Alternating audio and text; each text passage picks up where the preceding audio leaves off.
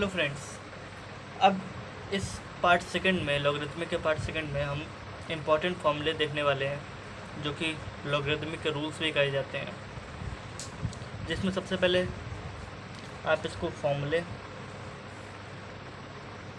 Of logarithmic या फिर इसको रूल्स भी कह सकते हो, रूल्स ऑफ लॉगरिथमिक। मैं लॉग लिख दे रहा हूँ, ठीक है। इसमें सबसे पहले आपके पास है रूल है या फर्स्ट लॉ भी कह सकते हो। वो ये कहता है कि अगर आपके पास लॉग है, उसके बेस में कोई भी चीज़ है, मान लो x है या a है, ठीक है, तो आप मॉड लगाते हो। अब कोई लॉग के रिज़ल्ट में कोई चीज़ हो, रिज़ल्ट मतलब जो आप ऐसा अज्यूम करके आ रहे हो, मैंने आपको बता रखा था कि 2 की पावर 3 इक्वल्स टू क्या होता है, 8 होता है। फॉर शॉर्ट एग्जाम्पल बताया था। और अगर आप इसको लॉग के टर्म्स में लिखते हो तो आप लिखोगे लॉग, बेस में लिखोगे 2 और यहाँ पर क्या लिखोगे, रिजल्ट में 3 इक्वल टू क्या पावर हो जाएगी 3, यानी कि 2 क्या पावर है करोगे जो आपको रिजल्ट में 8 मिले। तो एज अ रिज़ल्ट यहाँ पर 8 वर्क कर रहा है, यानी कि लॉग के बेस में कोई भी चीज़ हो और उसके रिज़ल्ट में दो चीज़ें मल्टीप्लाई हो रही हो, ऐड ऑन हो रही हो, बेसिकली तो मल्टीप्लाई या डिवाइड ही होती हैं, तो उसके लिए हम ज़्यादातर मॉड लगा देते हैं ताकि वो वैल्यू नेगेटिव ना हो। अब देखिए, अब मैं मान लेता हूँ यहाँ पर एक a है और दूसरा क्या है इंटू b है, ठीक है। तो इसका आप सिंपली फॉर्मूला लिख सकते हो, लॉग के बेस में a मान लिया हमने, तो ये क्या हो जाएगा मॉड a प्लस लॉग के बेस में a और मॉड ऑफ b,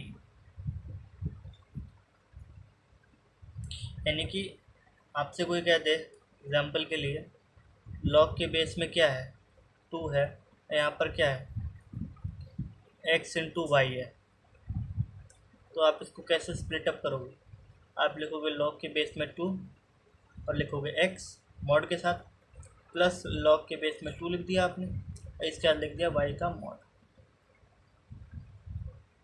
ठीक है। इसी तरह जो दूसरा हमारा फॉर्मूला है ये सिमिलर है। अब देखो, मान लो आपके पास मल्टीप्लाई में चीज़ ना हो, अब बेस मैंने a ही रखा है आपकी बात। देखो, अगर आपसे कह दे कि कोई दो चीज़ें डिवाइड हो रही है, पहले मल्टीप्लाई हो रही थी, अब यहाँ पर डिवाइड हो रही है, तो आप क्या कहोगे, इसका सिंपली सा फॉर्मूला निकलता है, लॉग के बेस में आपने वही डाल दिया जो आपने बेस वहाँ पर देखा था। यहाँ पर बेस a है तो आपने लॉग के बेस में a डाल दिया। सबसे पहले आप न्यूमरेटर वाले पार्ट को लिखते हो, उसके साथ मॉड लगा दिया, माइनस लॉग लिखा आपने, बेस में वही चीज़ जो a पड़ी हुई है, इसके बाद आपने लगा दिया डिनोमिनेटर विथ मॉड साइन, ठीक है। अब एग्जांपल के तौर पे मान लीजिए आपके पास है लॉग बेस क्या मान लें e मान लें, और यहाँ पर है आपके पास y अपॉन में x है मान लेते हैं, मॉड लगाए, तो आप इसको क्या लिखोगे, सबसे पहले आप लिखोगे लॉग बेस e और यहाँ पर क्या हो जाएगा y का mod minus log base e और यहाँ पर क्या हो जाएगा x का मॉड,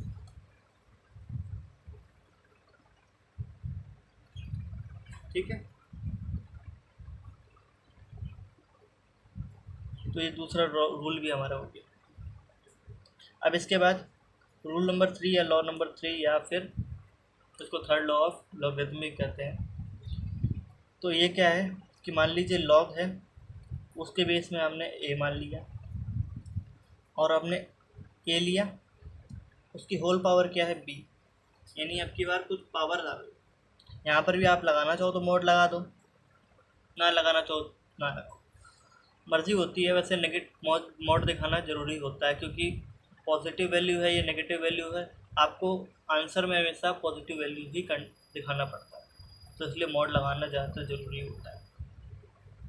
तो अब इसको आप कैसे लिखोगे, आपने क्या करना है, सीधा b जो एज अ पावर यहाँ वर्क कर रहा है, या कोई लॉग के साथ बेस हो और रिज़ल्ट में किसी उस पर्टिकुलर फंक्शन की पावर हो, तो आप सिंपली क्या कर सकते हो, इस पावर को यहाँ से यहाँ ले आओ, तो यहाँ पर क्या आ जाएगा बी लॉग बेस, और उसको एज इट इज रख दो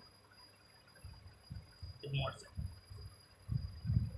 ठीक है, एग्जाम्पल के तौर पे मान लीजिए लॉग है बेस 2 और यहाँ पर क्या है एक्स की पावर मान लो n है,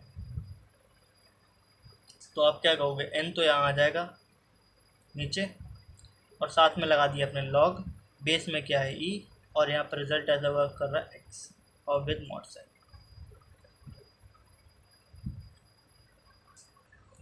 और एक जो आपका चौथा रूल है लॉ है, वो मैं आपको बता देता हूँ, बट उसका ज़्यादा इम्पोर्टेंस अभी हमारे इस पर्टिकुलर कोर्स में नहीं है, क्योंकि वो ज़्यादातर कॉम्पिटिटिव एग्जाम्स में यूज़ होता है। वो है चौथा रूल। वो क्या कहता है कि लॉग है आपका, उसके बेस में मान लीजिए ए है, उसकी कुछ पावर है, पर्टिकुलर पावर है, और आपका रिज़ल्ट है उसके भी कुछ पावर है, मान लीजिए एक्स की पावर वाई है। तो आप इसको क्या लिखोगे? सबसे पहले तो हमें पता है कि ये हमेशा इधर आता है, रिज़ल्ट की जो पावर होती है वो हमेशा आगे आ जाती है। तो थर्ड रूल में हमने यही देखा है कि लॉग होता है हमारे पास, बेस में मान लो ई मान लेता हूँ मैं इसको, और मान लो एक्स है उसकी होल पावर वाई है, तो सिंपली यहाँ से वाई नीचे उतर के आता है और लॉग बेस ही एक्स हो जाता है विद द मॉड साइन। ठीक है, तो इसके अकॉर्डिंग सबसे पहले तो वाई आ जाएगा। ठीक है, अब इसके बाद सिंपली आप लिख दोगे लॉग, बेस में लिख दिया आपने क्या ए, यहाँ पर जो बेस है उसके साथ लगा दिया एक्स जो रिज़ल्ट वर्क कर रहा था। इसके बाद सिंपली जो ए की पावर बी है जो बेस में है, उसको जो पावर है जैसे यहाँ पर बी है, तो आप सिंपली उसको नीचे ले आओ। यानी कुल मिलाकर के लॉग है, उसके बेस की कुछ पावर है और रिज़ल्ट की भी कुछ पावर है। तो सबसे पहले हमने क्या करा, ये जो एक्स की पावर वाई है यानी रिज़ल्ट की कुछ पावर है, उसको हमने सबसे पहले नीचे लेके आ गए, जैसे कि हम थर्ड रूल में करते ही थे। ठीक है, इसके बाद हमने क्या करा कि यहाँ पर कि बेस को भी हमें एक ही एज्यूम करना होता है, सिंगल एज्यूम करना होगा, उसकी पावर को एलिमिनेट करना होता है। तो सबसे पहले हम क्या करा, ए तो बेस ऐसा उसको दे ही दिया, लॉग को तो बेस ए दे दिया, और उसकी जो पावर थी उसको हमने वाई के नीचे लिख दिया। ठीक है, अब एग्जांपल के लिए आप देखिए, मान लीजिए लॉग है बेस में ई की पावर है 2, ई की पावर आप मान लो 2 मान लिया, और एक्स की पावर क्या मान लिया 3 मान लिया। तो सबसे पहले आप क्या लिखोगे, ये 3 तो आएगा बाहर, लॉग आएगा, यहाँ पर क्या आएगा ई, और यहाँ पर हो गया एक्स विथ मॉड, और यहाँ पर ई की जो पावर थी वो क्या आ जाएगी इसके 3 के नीचे, यानी कि आ जाएगा 2। यानी कि आप सिंपली ले सकते हो 1.5 times of log base E x. ठीक है, अब देखिए कुछ प्रैक्टिस के लिए,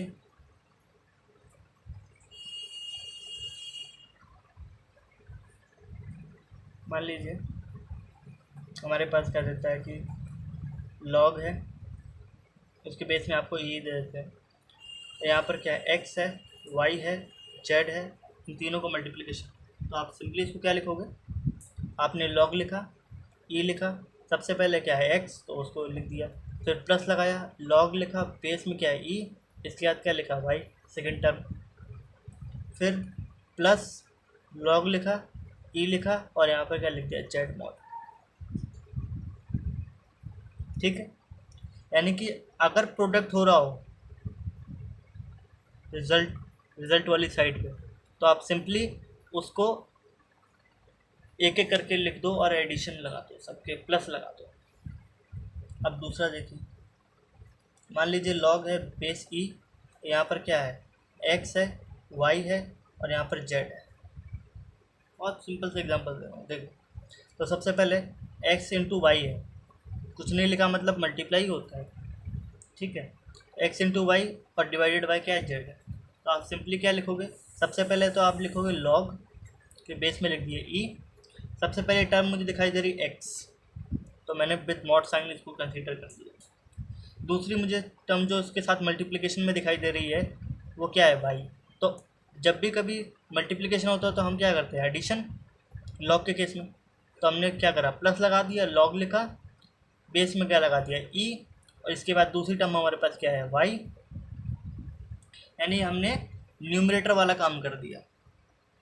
न्यूमरेटर वाला काम करने के बाद हमारे पास डिनोमिनेटर बचा हुआ है। तो सिंपली हम क्या कर सकते हैं, हमने सेकेंड रूल में पढ़ा है कि कोई भी चीज़ अगर रिजल्ट आपका है, लॉग के बेस में कुछ भी हो और रिजल्ट हो न्यूमरेटर और डिनोमिनेटर की फॉर्म में हो, तो सबसे पहले हम न्यूमरेटर लिखते हैं, इसके बाद डिनोमिनेटर को माइनस कर देते हैं। यहाँ पर हमने क्या करा, पूरे न्यूमरेटर को सॉल्व करा है। X Y as a numerator work कर रहे थे तो हमने एक्स वाई को सॉल्व करा, और दूसरी यहाँ पर जो जेड है एज ए किसकी तरह वर्क कर रहा है, डिनोमिनेटर की तरह। तो हम क्या करेंगे, सीधा माइनस लगाएंगे और लॉग लिखा, बेस में ई लगा दिया, और यहाँ पर क्या होगा, जेड। एक और एग्जांपल देख लीजिए। मान लीजिए लॉग है, बेस में ई ही दे देते हैं। यहाँ पर एक्स का स्क्वायर वाई का क्यूब अपॉन में जेड की होल 6 है, इंटू टी के पावर -2 है, मान लो। ठीक है, तो आप इसको कैसे रिप्रेजेंट करोगे, सबसे पहले आपने लॉग लिखा, या फिर एक काम भी कर सकते हो, यहाँ पर देखो पावर क्या है, -2 है, तो सबसे पहले आप इसको ऊपर भी लेके जा सकते हो। देखो एक्स स्क्वायर लिखा आपने, वाई का क्यूब लिख दिया एज इट इज़, मैं वही चीज़ लिख रहा हूँ, और इसके बाद इसको भी मल्टीप्लाई में ला करके टी की स्क्वायर कर दिया। मैथमेटिक्स इसको अलाउ करती है कि अगर आप कोई भी आपके पास ए की पावर मान लो n है माइनस में, या डिनोमिनेटर में है न्यूमरेटर में, मान लो यहाँ पर ए की पावर n है, तो अगर आप इसको ऊपर लेके जाते हो तो ए की पावर -n बनता है।